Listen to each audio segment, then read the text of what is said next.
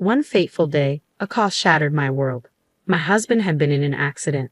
The shock wasn't just from the crash, but the revelation that his mistress was in the car with him. Tragically, she didn't survive, and he was left paralyzed from the waist down. Amidst the chaos, his demands for my lifelong care began. Was I to dedicate myself to a man who betrayed me so profoundly? This couldn't be reality. I vowed to show him the depth of my resolve. My name is Mandy, aged 32. I reside with my husband, Ray, and our nearly 5-year-old daughter, Lily. Though I had paused my career for motherhood, I returned to work when Lily began daycare. Juggling work and parenthood fills my days, yet I find fulfillment, all thanks to Ray. My husband, Ray, epitomizes dedication both in his work and in nurturing our daughter, Lily. As the cornerstone of our family, he consistently strives to excel in his roles as husband, father, and provider. Our evenings follow a cherished ritual, dinner together, followed by Lily's animated tales of her day at daycare, eagerly shared with Ray. "Daddy, look what I made today." "Wow, Lily, that's impressive. You have such talent. Maybe you could draw me next time." "Okay, Daddy." "Oh, and Mary's family went to the amusement park. Can we go too?" "An amusement park adventure sounds perfect. How about we plan a family trip next weekend?" "Really?" "Yay, I love you, Daddy." "I love you too, Lily. Well, after your mom, of course." Ray would always wink at me, and Lily would playfully puff her cheeks in mock annoyance. These ordinary moments with my family are the treasures I hold most dear. But when did Ray start to change? His late nights at work and early departures on days off became a troubling pattern. Initially, I brushed it off as coincidence, but as the odd behavior persisted, I couldn't ignore my growing concern. So, I decided it was time to confront him. "Ray, you've been coming home late quite often lately. Is everything okay at work?" "Ha. Oh yeah, I've got some new projects and stuff." "I see, but you also leave early in the morning on your days off, and you never tell me where you're going." Well, I've been visiting my parents. I thought I should check up on them from time to time." "Your parents' house?" "To be honest, my in-laws aren't young, but we see them once every few months, and they're doing fine. So why all these sudden visits?" Although suspicion pricked at me, I didn't want to push too hard, so I let it go for the time being. 2 weeks later, Ray texted me once more, saying, "I'll be home late. I have overtime work to do." It wasn't until after midnight that he finally walked through the door, seemingly in high spirits. Yet something felt amiss about him, and I sensed it instantly. "Ray, where have you been?" "I told you I had to work late, didn't I?" "But what about that smell?" "What smell?" "The scent of sweet perfume. It's unmistakably a woman's fragrance." "Why would you smell like that if you were working late?"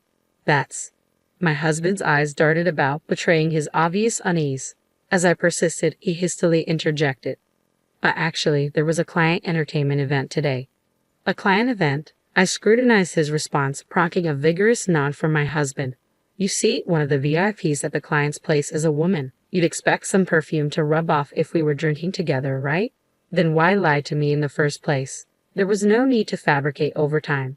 I felt guilty because you were working hard at home, taking care of housework and Lily. I didn't mean to lie. I didn't want to make you worry." Seeing my husband's hands clasped in front of his face, I couldn't press him any further. With work looming the next day, I opted to table the conversation and retire to bed. Yet from that moment on, every late return was accompanied by the lingering scent of that perfume. Each inquiry yielded the same response. Another client event, nothing more. Unbeknownst to him, my suspicions only deepened. Then, one day, a palpable sense of unease compelled me to leave Lily with my parents and meet my younger sister. As we settled in at a cafe, I broached the subject of my husband's behavior. "Ray has been coming home late a lot recently." "So he always has the scent of a woman's perfume, huh?" "Yeah, he's definitely cheating." "Really?" My sister's sullen nod solidified my suspicion. Though I had harbored doubts, hearing it confirmed by someone else lent weight to my fears. So Ray is really cheating on me. Firstly, it's odd to have client events with the same client so frequently. And besides, he must have been close enough for the perfume to linger, right? "I suppose. I understand it's challenging with Lily and everything, but I think you need to have a serious conversation with Ray." "Yeah." Just then, my sister's voice took on a disturbing edge. Hey, look there." "What's going on?" "Speak of the devil. Look over there. Isn't that your husband?" Following her pointed finger, I spotted Ray. Beside him, a younger woman than me clung tightly to his arm. The sight left me speechless, the cruelty of it all overwhelming. Disregarding my shock, my sister wasted no time and began snapping pictures with her smartphone. Wait, what are you doing? Why are you just standing there, sis? We need evidence. But, no excuses. Quickly, I'll take photos. You start recording a video. Urged on by my sister, I fumbled to activate the camera app on my smartphone. Ray and the woman intertwined, sharing multiple kisses before they climbed into Ray's car together. With trembling hands, I captured every damning moment. I halted the recording as their car vanished into the distance. Here I sat, Ray's wife, clutching evidence of his betrayal. The tears streamed down my cheeks, forgotten in the midst of our surroundings at the cafe. My sister remained silent for a beat before she seized my hand, her grip firm as she spoke. Sis, I know it's tough, but you really need to confront Ray. I understand, but this is about Lily too. Can we stand by and allow such a deceitful and unfaithful man to remain her father? For Lily's sake. At her words, reality crashed back in. That's right, the only one who can protect Lily is me. Ray may be Lily's beloved father, but I must address this sooner rather than later. Now that I know the truth, he forfeits his right to be a father. After conferring with my sister, we arranged for Lily to spend the day at her parents' house. Returning home, I awaited my husband's arrival, but the hours passed without his return. Around 10 p.m., our seldom-used landline rang. Who could be calling at this hour? I wondered aloud as I answered. A man's voice on the other end inquired, Is this Mrs. Johnson's residence? Yes, it is. Who's calling? This is the police. Is this the home of Mr. Ray Johnson? Yes, it is. Is everything all right? Did something happen involving my husband? Please try to stay calm. Your husband has been in an accident. What? According to the police, my husband had been involved in a car accident, and tragically, a woman who was in the passenger seat had lost her life. My husband had been taken to the nearby university hospital. Without a second thought, I rushed to the hospital. Upon arrival, I found my husband undergoing emergency surgery in the trauma unit. A police officer hurriedly entered, offering an explanation of the accident's circumstances. From what we've gathered, it seems your husband and the deceased woman were in a close relationship. Indeed. Observing your stunned reaction, the police officer inquired with a concerned countenance, Did you harbor any suspicions, madam? Yes, only today I was on the brink of confronting him with evidence of his extramarital affair. I understand. Regrettably, it must be conveyed that there is a potential for your husband to suffer from disabilities as a consequence of the accident's aftermath. That will suffice, no more.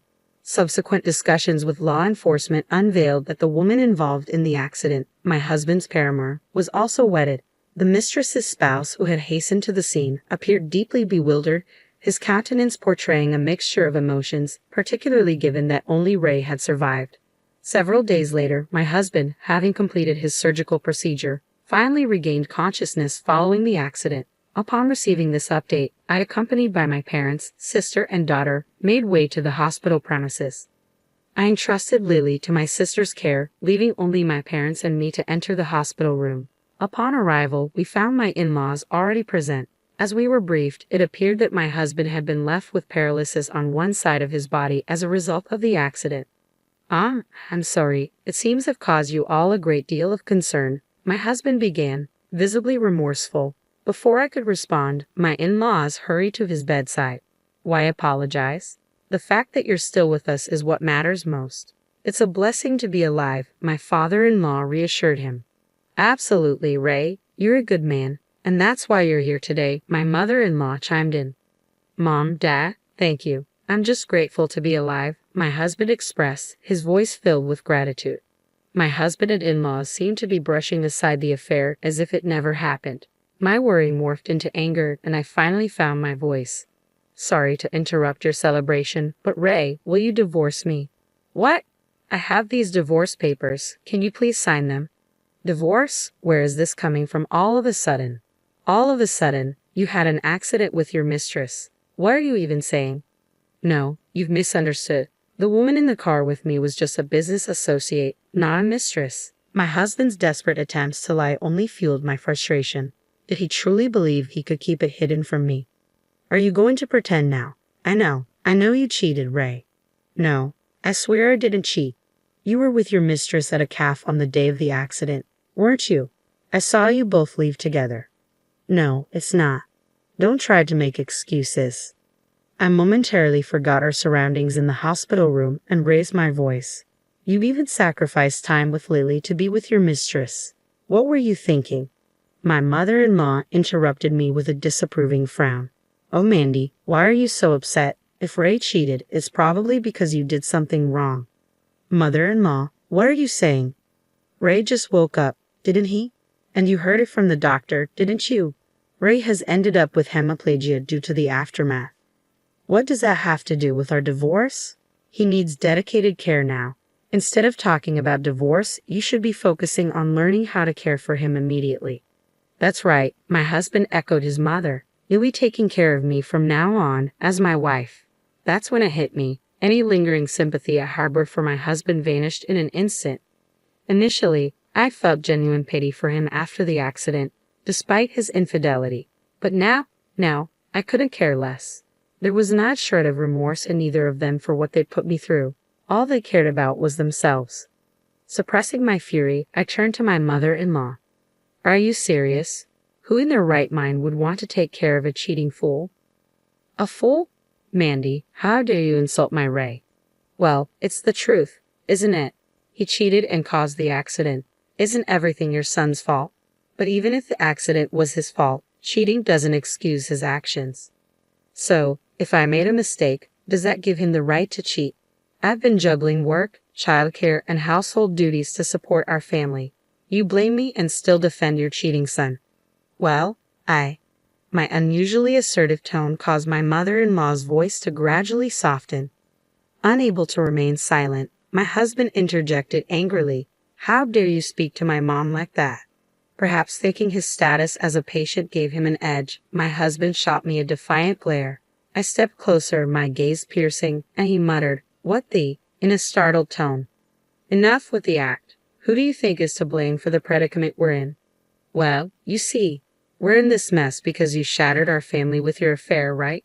Getting into an accident with your mistress. How foolish can you be? There's no other word for it. What the? It's chaotic now because you brought up divorce out of nowhere. He still appears oblivious to his own culpability in this situation. Fueled by a deep sense of disgust and bitterness, I unleashed my pent-up fury upon him. Face reality, you pathetic excuse for a man. How much longer will you deflect blame onto others? Reflect on your own actions. You're the one who cheated, and to top it off, your mistress perished in that accident. Stop trying to justify yourself. Mandy. You obliterated our family with your reckless affair. I dread to think of the pain Lily will endure because of you. You haven't just wounded me, you've shattered our daughter's innocence. I can't remain married to someone like you. Go ahead and wallow in your own misery. As I turned to leave, Ray was rendered speechless, his complexion drained of color. Taking a moment to compose myself, I heard the hospital room door creak open, and in walked our daughter. Lily Habdid. I'm sorry, sis. I only looked away for a second. My younger sister entered behind Lily, offering an apologetic bow. Ray seized the chance to address our daughter. Lily, you wouldn't want, right? Daddy, what do you mean? You don't want Mommy and Daddy to be apart, do you? Ray was left speechless by Lily's response. What? But if Mommy's here, you're okay? Because Mommy looks sad when she's with Daddy. It's because Daddy's doing something that Mommy hates, right? Well, you see, I hate it when Daddy makes Mommy sad. I don't need a daddy. I'm fine with just Mommy. Ray seemed taken aback by Lily's words. With nothing more to say, he sank onto the bed, his shoulders sagging. When I pushed the divorce papers toward him again, he relented and signed them. I then enlisted the help of a lawyer and pursued alimony and child support, supported by evidence of his infidelity. Additionally, he was informed about the damages sought by the husband of his mistress, resulting in a substantial financial settlement. His affair with a subordinate at work came to light, resulting in his termination. This isn't just about infidelity, it's a consequence of his actions that led to a tragic loss of life. It's a form of poetic justice. The financial repercussions hit Ray hard, draining his savings and forcing him to downsize to a modest apartment with his in-laws after selling their house. I heard that his in-laws are now caring for their son, who is confined to a wheelchair. As for me, I've chosen to stay at my parents' home for the time being with Lily. Once we're settled, I intend to live independently with Lily again. However, we believed it would be beneficial for Lily's well-being to spend some time surrounded by family. On our way to daycare, I broached the topic that had been weighing on my mind. "Hey Lily, are you truly okay?" "Ha! What do you mean? With Daddy not being here, is it okay with just Mommy and you?" In response, Lily beamed and replied enthusiastically, "I love Mommy the most. I don't like anyone who makes Mommy sad." "I understand. Mommy loves Lily very much." Lily enveloped me in a tight hug, and I held her close, feeling a renewed determination to protect her for as long as I live.